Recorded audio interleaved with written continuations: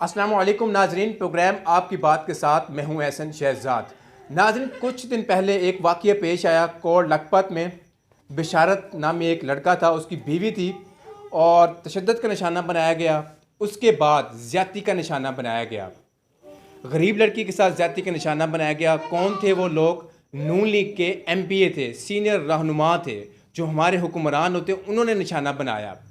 अगर हमारे हुक्मरान भी ऐसे हो जाएंगे तो फिर अल्लाह ही हाफिज़ है। आज मैं उनके घर में मौजूद हूँ, मगर घर तो मैं नहीं कह सकते, कमरा है।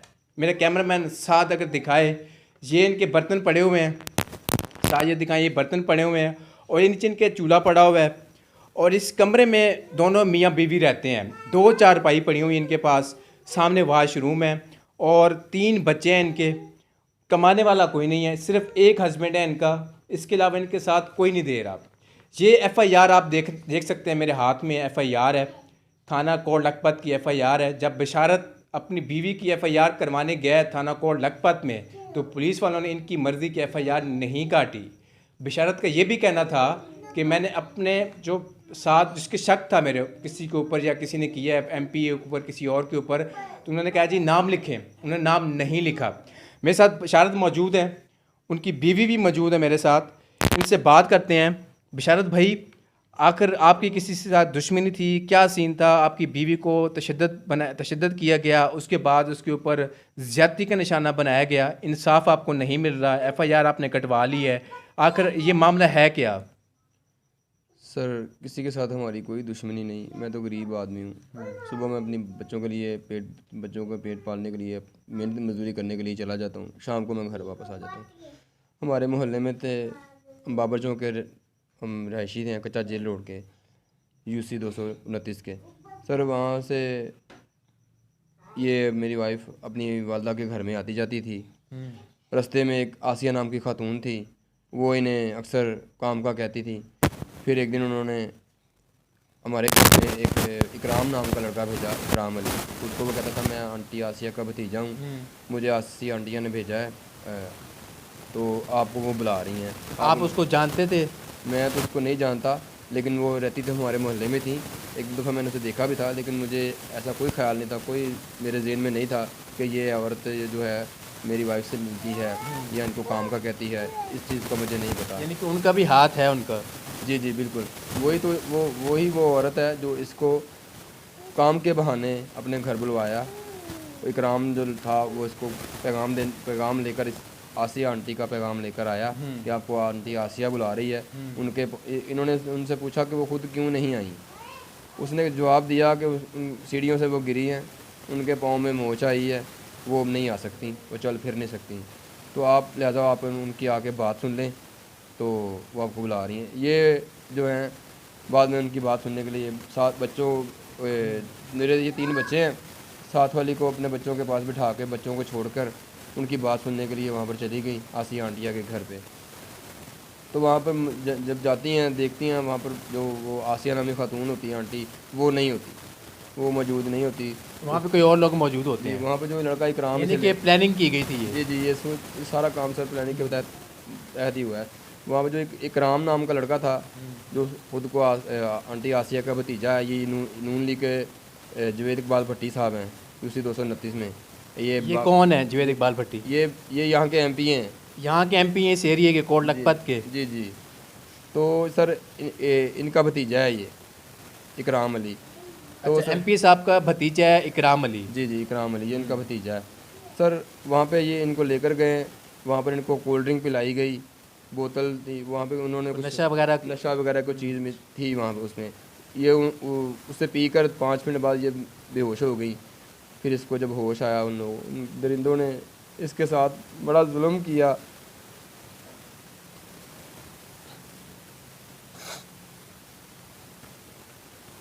सर, मैं बता नहीं सकता, मैं खुद जाकर इनको लेकर आया हूँ। सर, उन दरिंदों ने पहले उसने इसके हाथ वगैरह जो थे वो बांधी? बेड के साथ बांधे हुए, जब इनको होश आया इन्होंने चीखने चिल्लाने की बड़ी कोशिश की, लेकिन उन्होंने, एक लड़का था ज़िशान नाम का, ये बता रही हैं, एक दूसरे का वो नाम लेकर एक दूसरे को बुला रहे थे जी। ये नाम जो है थे, ये इन्होंने अपने जहन में बिठा लिए तो फिर उसके बाद सर वो ज़िशान नाम का जो लड़का था, जब ये चीखने चिल्लाने लगी, बेहोशी की हालत थी इसकी, इसके सारे कपड़े वगैरह उन लोगों ने, जलील कमीनों ने सब कपड़े इसके फाड़ दिए थे, इसके जिस्म पे कोई कपड़ा नहीं था। तो उसने बहराना हालत में इसके बिना कपड़ों के तस्वीरें और वीडियो भी बनाते रहे।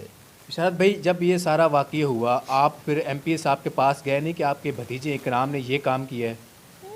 सर जो मैं उसके बाद मैं जब ये इनके साथ ज़्यादती की गई, 5-4 बंदों ने, एक ने तस्वीरें और वीडियो बनाई, फिर इसको रेलवे ट्रैक पर फेंक के आए जिन्हें मरने के लिए। फिर मैं किसी से पूछता पूछाता था, रात में तलाश करता रहा। इनका भाई भी मेरे साथ, हम लोग वहाँ पर पहुँचे। किसी ने हमें बताया कि ये ना कोई औरत पड़ी हुई है, उसकी लाश पड़ी हुई है रेलवे ट्रैक के ऊपर, बिना कपड़ों के है वो। तो सर हम वहाँ पर पहुँचे, मैं इनके पास पहुँचा, फिर मैं इनको घर पर लेकर आया। फिर हमने जब इसे होश आया, मैंने इसे सब कुछ पूछा। फिर इन्होंने जो है उस आदमी का था जो था जवेद इकबाल भट्टी, इनको ये नहीं पता था कि वो जवेद इकबाल भट्टी जो था वो इकराम का चाचा था। ठीक है। तो सर उसके बाद मैं इसको लेकर पुलिस स्टेशन में आता हूँ, थाना कोट लखपत में। यहाँ पर हम रिपोर्ट लिखवाने के लिए आते हैं, लेकिन हमारी रिपोर्ट नहीं लिखी जाती, हमें वापस भेज दिया जाता है कि आप वापस जाएं। आपने सारा वाक़या बताया, एमपी साहब का भतीजा है, उसके बावजूद भी नहीं लिखी गई? आप तो गरीब बंदे हैं, उनका हक बनता था पुलिस का आपका साथ देना। जब मैंने जवेद इकबाल भट्टी साहब का नाम लिया, पुलिस वालों ने हमें वापस भेज दिया कि आप जाएं, हम आपको बाद में बुला लेंगे। मैं कहा सर हमारे साथ ये जुल्म हुआ है, ज़्यादती हुई है, आप हमारी रिपोर्ट लिखें, हमारे साथ चलें, मुलज़िमों को गिरफ़्तार करें। जो था वहाँ पे ASI साहब था, उसका मुझे नाम नहीं पता, लेकिन वो कहता है हमने जितना तुझे कहा है ना तू उतना ही कर, तू बहुत सियाना ना बन। ये जो FIR मेरे हाथ में है, जी, तो इसमें किस किस का नाम है? ये समय कोई अली नाम का कोई लड़का इसमें डाल दिया है, ये देखें अली। आप जानते हैं अली को? नहीं, अली तो कोई है ही नहीं, इसका मुलज़म कोई भी नहीं अली है। मैंने इससे पूछा कोई अली को मुलज़म है, कहती नहीं। जो नाम जाकर हमने थाने में दिए, हमारा 4-5 मुलज़म है, इकराम अली, मुजम्मल अली, सलीम, बिलाल और ज़िशान। ये जो ज़िशान नाम लड़का है, इसने तस्वीरें और वीडियो बनाई। तो सर उसके बाद हम घर चले गए वापस। वो जो वीडियोस तस्वीर थी वो कहाँ गई? वो उनके पास है, वो मुलज़िमों के पास ही हैं। तो पुलिस ने डिलीट नहीं करवाई? नहीं, पुलिस ने कुछ भी नहीं किया।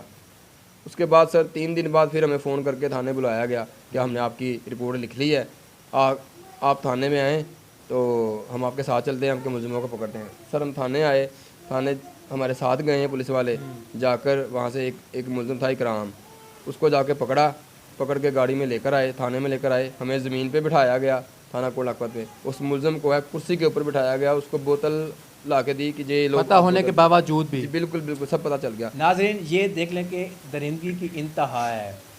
कहते हैं ना कि पाकिस्तान में गरीब का कोई जीना नहीं है, गरीब का कोई नहीं होता। ये वाकई हकीकत है। इनकी बीवी के साथ इतना जुल्म हुआ, तशद्दुद किया गया, ज़्यादती का निशाना बनाया गया, मगर जब थाने में गए इनकी नहीं सुनी कि कह रहे हैं कि नीचे हम बैठे रहे। जो मुलजिम था वो चेयर के ऊपर बैठा रहा है। फिर क्या हुआ?